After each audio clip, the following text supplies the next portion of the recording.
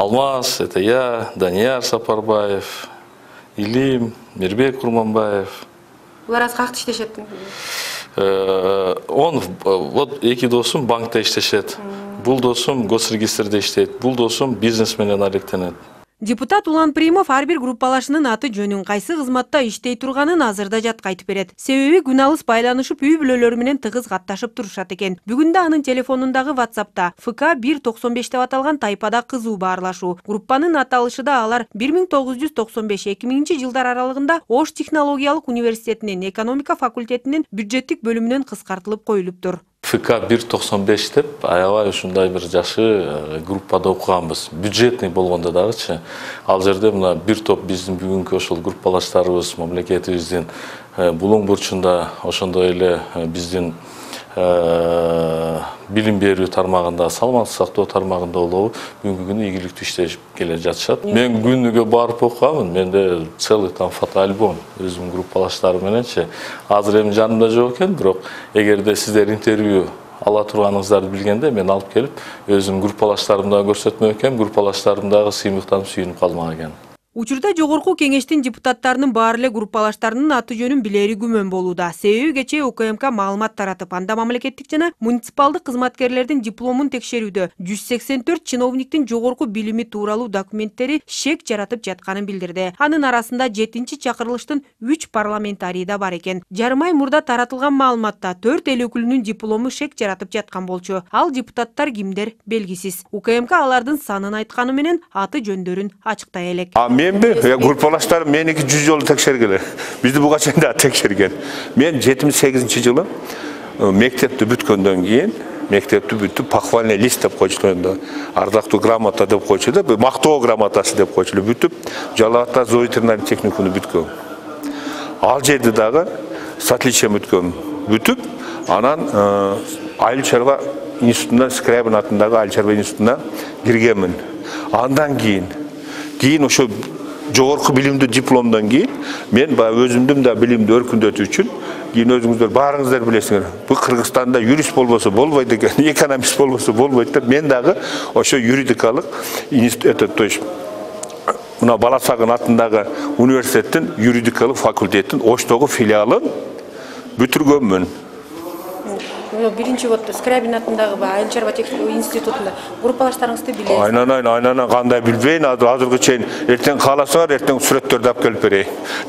Менен руководитель группа менен, староста менен. Бул сапар эл өкүлдөрү менен кошо бир министр, бир судья, мамлекеттик бажы, салык, финансы, тышкы иштер, экономика жана коммерция министрлигинин бир нече кызматкерлери жасалма дипломго ээ деп шектелүүдө. Түшүндүрүү иштеринин алкагында 40 адам өз каалоосу менен жумуштан кетип, 2 адам жергиликтүү кеңештин депутаттык мандатын тапшырып бериптир. Март айынын орто ченинде таратылган маалыматта жогорку окуу жайында билим алганы тууралуу документи күмөн жаратып жаткан кызматкерлердин жалпы саны 90го чукулдаган болчу. Алардын арасында депутаттар менен кошо жогорку кызмат ээлегендер, тактап айтканда губернатордун орун басары, мэр, экс-мэр, вице-мэр да бар экени белгиленген.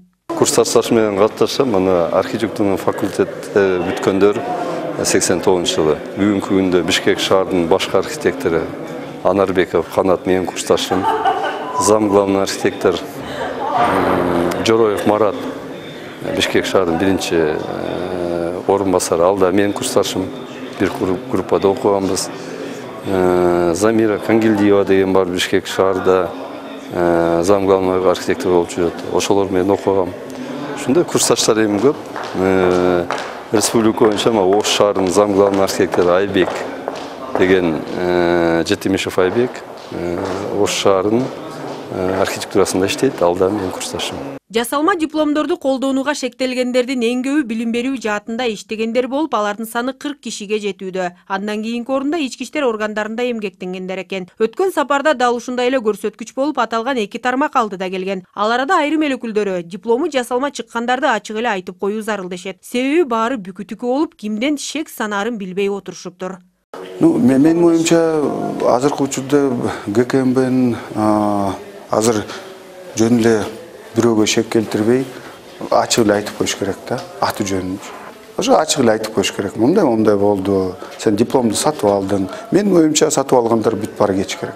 Тергөө иштери чыгып, анан далилденсе, что диплому туура эмеспи или башка жолдор менен алынды или окуган жок болсо анда кетиш керек. Ал арада апта башында президенттин Чүй областындагы ыйгарым укуктуу өкүлү Эркин Тентишев дипломуна байланыштуу кызматтан алынганы тууралуу маалыматтарды тарап кетти. Бирок ал муну четке кагып, окуу жайды Союз учурунда бүтүргөнүн, кызматтан болсо ден соолугуна байланыштуу кеткенин билдирип чыкты. Дипломго байланыштуу кабарларда 1 ай мурда санариптик өнүктүрүү министрлигинин башына келген Талант Имановдун да аты чыккан. Бул боюнча маалыматты мекеменин өкүлдөрү төгүндөшкөн эле. Учурда дегеле жалпы текшерүүлөр боюнча 20 кылмыш иши тергелип, 52 материал боюнча тергөөгө чейинки текшерүүлөр жүрүп жатканы маалым болду.